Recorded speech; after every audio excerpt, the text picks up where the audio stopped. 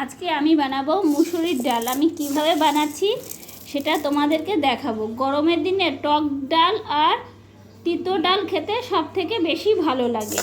এত গরম পড়েছে আর কি বলবো। তার জন্য নিয়ে নিয়েছি আমি করলা, এদিকে নিয়ে নিয়েছি আমি সজনের ডাঁটা। এটাকে আমি কেটে নিচ্ছি। আমি করলাটা এইভাবে একটু মোটা মোটা করে কেটে নিয়েছি। করলার ভিতরে দেখি যে বিচনগুলো পেকে গেছে, তাই আমি বিচনগুলো ফেলে দিলাম। ঠিক আছে, সজনের ডাঁটাটা আমি এইভাবে কেটে নিয়েছি। এবার ভালো করে সব ধুয়ে নেব। প্রথমে আমি ডালটা ধুয়ে নিয়েছি 3-4 বার। তারপরে আমি এটা সিদ্ধ হতে বসিয়ে দিলাম। ডালটা সিদ্ধ হয়ে গেছে, এবার আমি এটাকে একটু ঘেটে নেব।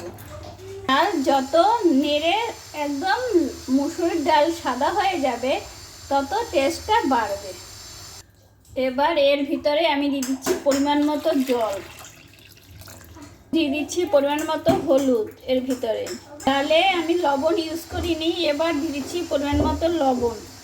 এতে আমি লঙ্কা দিয়ে দিচ্ছি, কটা লঙ্কা চিড়ে চিড়ে লঙ্কা দিয়ে দিলাম। ডালটা একটু ফুটে উঠুক। ডালটা দেখতে কত সুন্দর ফুটছে। এবার আমি ডালটাকে ঢেলে নিচ্ছি। এবার আমি কড়াইয়ে দিয়ে দিলাম সরিষার তেল। তেলটা গরম হলে আমি প্রথমে সজনার ডাঁটাটা ভেজে নেব। এটা আমার গরম হয়ে গেছে। এবার সজনার ডাঁটাটা দিয়ে দিচ্ছি। ডাঁটাটাকে ভালো করে ভেজে নিচ্ছি। ডাঁটাটা আমার প্রায় ভাজা হয়ে এসেছে। দেখো, বেশি ভাজবো না। এবার আমি ডাঁটাগুলো তুলে নেব। এই ডালেই আমি করলাটাও ভেজে নিচ্ছি। এই তেলে আমি করলাটাও ভেজে নিচ্ছি। করলাটাও একটু লাল লাল হয়ে ভাজা হবে। করলাটাও আমার ভাজা হয়ে গেছে। এবার আমি করলাটাকে তুলে নিচ্ছি। কড়াইয়ে আমি আবার একটু সরিষার তেল অ্যাড করে নিচ্ছি ফোড়নের জন্য।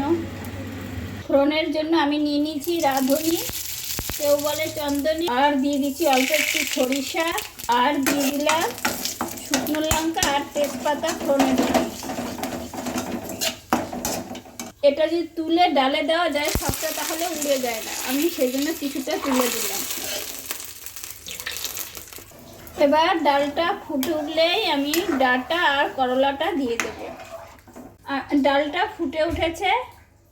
এবার আমি করলা আর সজনে ডাঁটাটা আমি দিয়ে দিচ্ছি এর ভিতর। করলা আর সজনে ডাঁটাটা দিয়ে দিলাম এর ভিতরে। দেখো, এর ভিতরে ডাঁটাটা আবার সিদ্ধ হয়ে যাবে, ফুটতে থাকছে। আর তোমরা লবণ যাদের কম হবে তারা এই সময় দিয়ে দিতে পারো। এর জন্য আমি কিছুটা আদা থেতো করে রেখেছি। এবার এই আদা রসটা আমি এর ভিতরে, ডালের ভিতরে আদার রসটা আমি চিপে দিয়ে দিলাম, তাহলে সেন্টটা আরও সুন্দর আসবে। আদার রসটা আমি দিয়ে দিয়েছি, এতে সেন্ট আরও বাড়বে, দ্বিগুণ হয়ে যাবে। আর এতে দিতে হবে একটু শিলনোড়া, থাকলে আরও ভালো হতো। রাঁধুনি বেটে শেষে দিয়ে বন্ধ করে দিলে আরও রাঁধুনির সেন্টটা, ডালটা আরও দ্বিগুণ বেড়ে যাবে। গরম ভাতে খেতে অসাধারণ। গরমের দিনে খাও টক ডাল, না হলেও খাও করলা দিয়ে তেতো ডাল। মিক্সিতে একটু রাঁধুনি পেস্ট করার চেষ্টা করছিলাম, কিন্তু হলো না। আমার কাছে শিলনোড়া নাই, তাই যেটুকু চিপে রস বেরিয়েছে সেটুকু আমি ডালের ভিতরে অ্যাড করে দিলাম। রাঁধুনির সেন্টটা এত সুন্দর আসে কি বলবো তোমাদেরকে। এবার গ্যাসটাকে আমি বন্ধ করে দিচ্ছি। বন্ধ করে দিলাম। এইভাবে তোমরা বানাবে আর গরমের দিনে খেয়ে দেখবে দুর্দান্ত লাগছে, অসাধারণ। তোমরা অবশ্যই একবার বানিয়ে খেয়ে আমাকে কমেন্ট করে বলবে। আর আমাকে অবশ্যই সাবস্ক্রাইব, নতুন নতুন রান্না দেখার জন্য সাবস্ক্রাইব করে দিও, তাহলে তাড়াতাড়ি তোমাদের কাছে ভিডিওটা চলে যাবে। আর তোমরা ভালো থাকবে, সুস্থ থাকবে গরমে। Tata, bye bye.